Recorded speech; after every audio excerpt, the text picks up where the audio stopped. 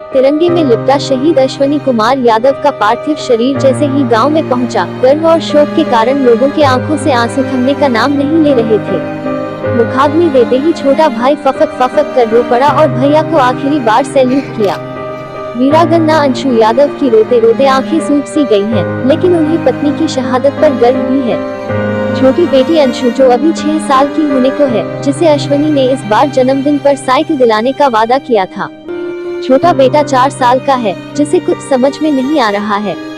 रोती माँ को देख शायद उनको भी समझ में आ गया कि कुछ अनहोनी हो गई है। दोनों मासूम चाचा की गोद में कभी रो रहे हैं तो कभी सूनी आंखों से लोगों को निहार रहे हैं।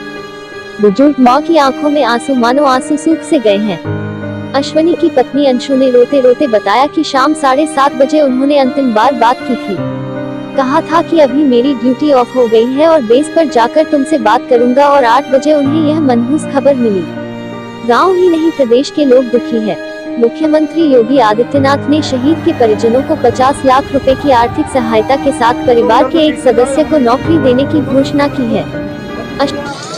ये जो सीआरपीएफ के हमारे जवान शहीद हुए हैं श्री अश्वनी कुमार यादव जी, इसमें माननीय मुख्यमंत्री जी ने यह घोषणा की है कि 40 लाख रुपए इनके पत्नी को और 10 लाख रुपए इनके माता पिता में से जीवित है उनको, कुल मिला के 50 लाख रुपए देने की घोषणा की माननीय मुख्यमंत्री जी ने। इनके परिवार से एक व्यक्ति को सरकारी सेवा में लेने की घोषणा की गई है, और ये रोड जो इनके गाँव तक बनी है, इस रोड का नामकरण शहीद के नाम से हुआ, रेड बनेगी। अश्वनी अपने परिवार के एकमात्र कमाऊ सुपुत्र थे। उनके पास थोड़ी सी पैतृक जमीन है, जिसमें बमुश्किल 2 जून का अनाज हो पाता है। अश्वनी अभी बीते 29 फरवरी को 2 महीने की छुट्टी बिताकर गए थे और अपनी बेटी से वायदा करके गए थे कि आऊंगा तो साइकिल दिलाऊंगा। पूछने पर बेटी पापा की उसी बात को दोहरा रही है। रोते रोते पत्नी अंशु ने भी बताया कि मेरी बिटिया को वह डॉक्टर बनाने की ख्वाहिश लिए हुए चले गए। रात 7:30 बजे फोन आया था, फिर उसके बाद हम इधर से किए, 8 बजे पता चला। किससे बात हुई थी? मेरे देवर जो है उनको बताया गया था। आपसे इसके पहले अंतिम बार उनसे कब बात हुई थी? कल शाम 5 बजे। क्या बोले थे वो? बोले थे ड्यूटी खत्म हो गई है, पहुंच के हम फोन कर रहे हैं। इसके पहले घर कब आए थे वो?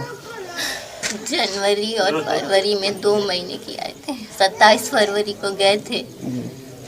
जब वो आए थे तो फिर उसके बाद दोबारा आने के लिए कुछ कहा था या कुछ उनकी कुछ ख्वाहिश रही हो?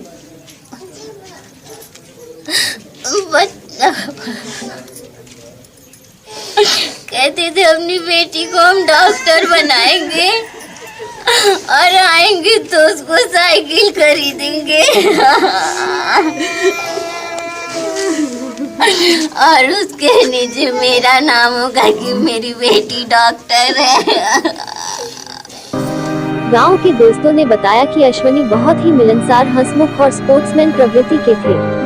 वह बातों बातों में कहते थे कि बेटी को डॉक्टर बनाऊंगा और बेटे को फौज में भेजूंगा। गांव के लड़कों में भी खूब जोश भरते थे कि फौज में भर्ती की तैयारी करो और इज्जत से जीना सीखो। जी, हम लोग के साथ ग्राउंड पे सहायपुर में हम लोग ग्राउंड पे जाते थे, एक साथ दौड़ते थे। हम लोग साथ साथ झोला बैग टांग के भर्ती देखते थे। हम लोग के साथ गए थे, हम लोग सीआरपीएफ में की भर्ती देखने के लिए इलाहाबाद में गए थे। हम इन्हीं के साथ दौड़ हम भी निकाले थे। मेरिट में हम फेल हो गए, परीक्षा में फेल हो गए, भैया पास हो गए, भर्ती हो गए। और वो बहुत अच्छे आदमी थे। यहाँ पे भी ग्राउंड पे भी 10 लड़कों की मदद करते थे। हम लोग के पास कुछ खाने के लिए चाहे 100-200 रुपया किराया का भी कम पड़ता था तो साथ में रहते थे। भैया तो ज़रूर हम लोग का मदद करते थे। बहुत ही हीरा आदमी थे सर, इससे अधिक कुछ नहीं बता पाएंगे। किसी के साथ वो घुल मिल के रहते थे, 10 कदम चलते थे। जब ड्यूटी के बाद छुट्टी आते थे तो आप लोग से मुलाकात होती थी? आते थे सर, हम लोग के साथ बैठकर खाते थे, हम लोग को पार्टी उल्टी भी देते थे। हम लोग के साथ रहते थे 2-4 घंटा, हम लोग के साथ वो समय अपना बिताते थे। छुट्टी पे आते तो फिर क्या माहौल था? अरे सर, माहौल तो बहुत अच्छा था उनका, बहुत ही बढ़िया। बोल तो रहे कि उनके साथ सैकड़ों नौजवान थे। नम आंखों से अंतिम विदाई के वक्त लोगों ने कहा कि देश और क्षेत्र जनता उनकी इस शहादत के लिए हमेशा याद रखेगी।